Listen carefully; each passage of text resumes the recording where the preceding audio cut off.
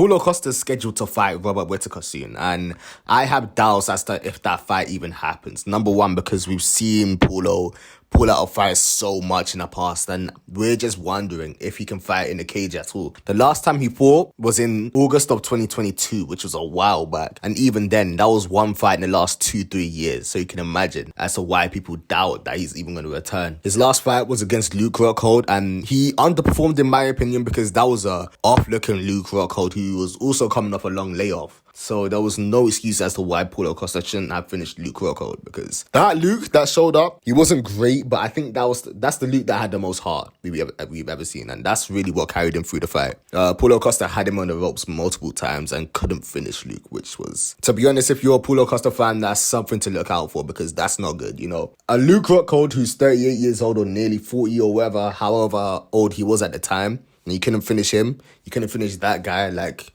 there's not a lot of promise in you. Like, even if you fought, you know, the likes of Israel Adesanya and Yoel Romero, which in my opinion, he lost both them fights. I know for Israel, he got knocked out cold. Not really knocked out cold, but like he got knocked down and then TKO'd. But as for Paulo, like, this shouldn't even be happening. Going to the final battle of Luke Rockhold out of all people, and an old washed up Luke compared to what we've seen against Johnny Hendricks, where he was a hunter, you know. I feel like that was a different Paulo Costa, because the level of competition was slightly, not even slightly, it was just lower. So I think Paulo looked better rather than he does now, you know, against these high-level guys such as Yoel Romero. And I know Johnny Hendricks is a good fighter, but one, he's not even a middleweight, and two, he was older at the time, you know. He gave GSP hell, and he arguably beat GSP. And if we're going to be honest, he should have got the nod. But anyway, like, that's going back to Paulo Costa. That's like a big reflection on him and how he's not really complete as a whole fighter, you know. Unlike the likes of Robert Whittaker, one of the most well-rounded people in MMA history, you know. I don't think this is a good idea for Paulo Costa to go up against Robert right now, you know. I keep on stressing this because it's important that we get fair fights in UFC. And I think this isn't, you know, one-sided as people are going to say it's going to be. But like, you know, because Paulo has a chance and Robert's chin isn't the best. But other than that, I don't think Paulo has anything for Robert unless he goes out there and brawls and catches Robert on a lucky one, which it isn't impossible anyway. I mean, by the way. And then Paulo also has like really good body kicks. He has a lot of power sometimes. Like, it's odd because he dropped Yoel Romero but couldn't drop Luke Rockhold, you know. He made Luke bleed a lot, but that was other than that was it. Like, that's, I don't know. Part of me feels like Paulo Costa has peaked at this current time because he's not getting any better. He couldn't even beat Marvin Vettori. Don't get me wrong, Marvin's a really good middleweight, but I still think Paulo should have even won that fight. And he couldn't even win it with a size advantage. So what makes me think that, you know, he's going to go out there and beat a legitimate contender in Robert? And Robert destroyed Marvin Vettori. I remember watching that fight live, and it just showed me the difference in levels between Marvin Vettori and Robert Whittaker. Robert Whittaker was far ahead, and Paulo Costa lost to Marvin, you know, so... And I know that's MMA math, and sometimes MMA math doesn't even work like that, but you get what I mean? There has to be something else that Paulo has to present to Robert in order to pose an actual threat to Robert Whittaker, because as it stands right now, he's kind of just, you know, prey for Robert, if we're going to be very honest. Unless that DDP knockout or that TKO that Robert suffered against him changed him in a way. Because, you know, that's also possible. We've seen fighters in the past change due to TKOs and stuff and, like, them not being the same. Such as Luke Rockhold, for example. I know he got KO'd multiple times, but ever since Robert and Izzy fought, Robert's lost to DDP very badly, and it kind of raises the eyebrow. Like, is he going to return the same? Hopefully he does, because I don't think he absorbed that much damage. Otherwise, it's looking tight for Robert, I'm not going to lie. But anyway, going back to Paulo, I think Paulo should lose this fight. It's not impossible for him to win because, as I said before, he's still beating Romero, you know. Romero's a really good win. I think that's his best win up to date. He kind of looked off against Israel, I'm not going to lie. He didn't really look as serious, you know, and I don't know if that's cope. But I'm not even a Paulo Costa fan like that, and I'm saying that. I'm just trying to, like, give him leeway because the way he lost against Israel was not pretty. At least against Mother Vittori, he put up a fight, He arguably even won that fight if it wasn't for the point deduction, which was fair, by the way. But for Paulo to go on and then,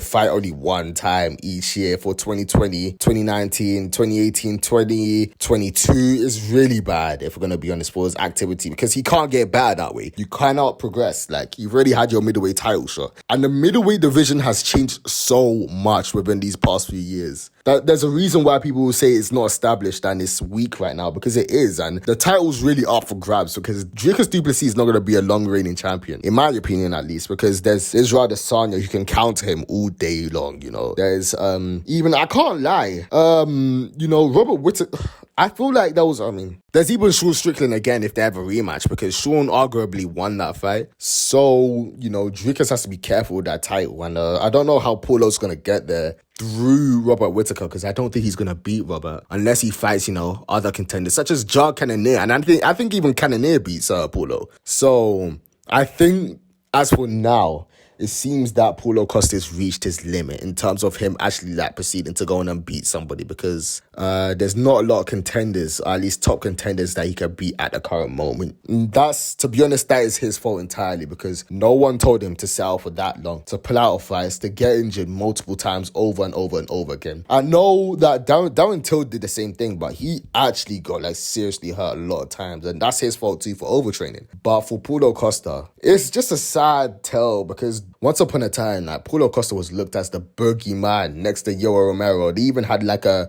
running gag of Yoel and Paulo.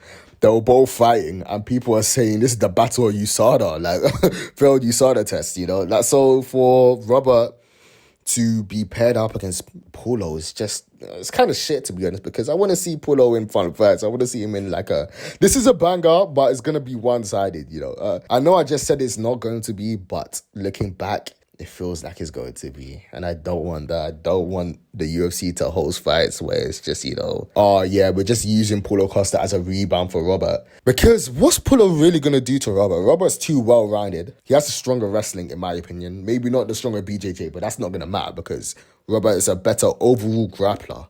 I even think Robert's a little stronger in the clinch as well. I could be completely wrong, but Robert also hits harder. His power is also pretty inconsistent, but he hits harder, not by a lot. He's faster than Paulo. And yeah, the only thing is Robert can leave himself kind of exposed, especially with that karate stance he used to have, especially against Izzy in the first fight. But Paulo's not a type to stand back and wait for you to counter. He's more of a come forward brawling type of person. As you seen with Luke Rockhold, when Luke came with the same 4 body kicks in a row and Paulo beckoned him to come on, that was pretty cool of Paulo.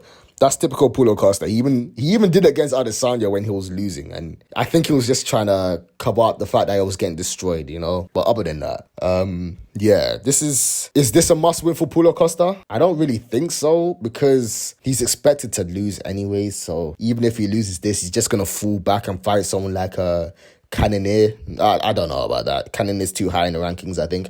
Maybe Roman I don't know. I don't know who Paulo Costa's going to fight at this point. Maybe Bo Nickel.